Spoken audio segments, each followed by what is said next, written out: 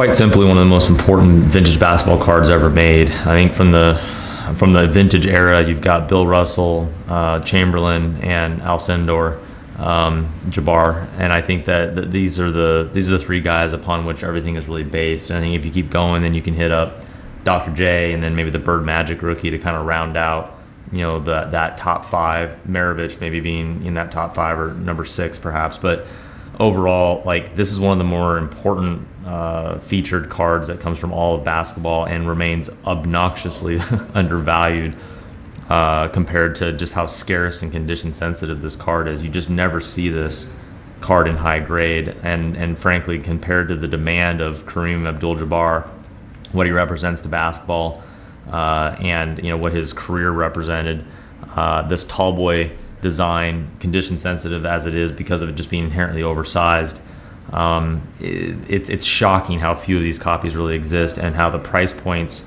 seem to just be obnoxiously low. I just can't see how this card doesn't have multiples of value increase when we're comparing the values of this. A 2003 Topps Chrome LeBron PSA 10 is overselling this card, at least in historical numbers. We're seeing movements in vintage basketball now to a greater degree. It's well deserved. There's so much room to go, though, and cards like this we think are really at the epicenter of what investment should all be about. It's a virtually packed fresh example, crisp, very clean throughout. The centering is off maybe 10 points. The print is virtually perfect.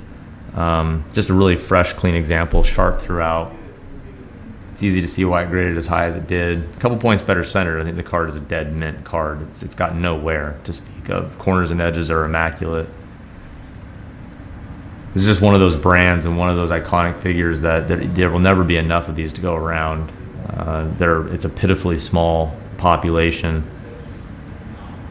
What few copies do exist, even fewer of those actually surface. We have the data to show that only about 10% of the market trades annually. So, however many copies there are of this, only 1 out of 10 of them is actually going to surface on the market over the next 12 months.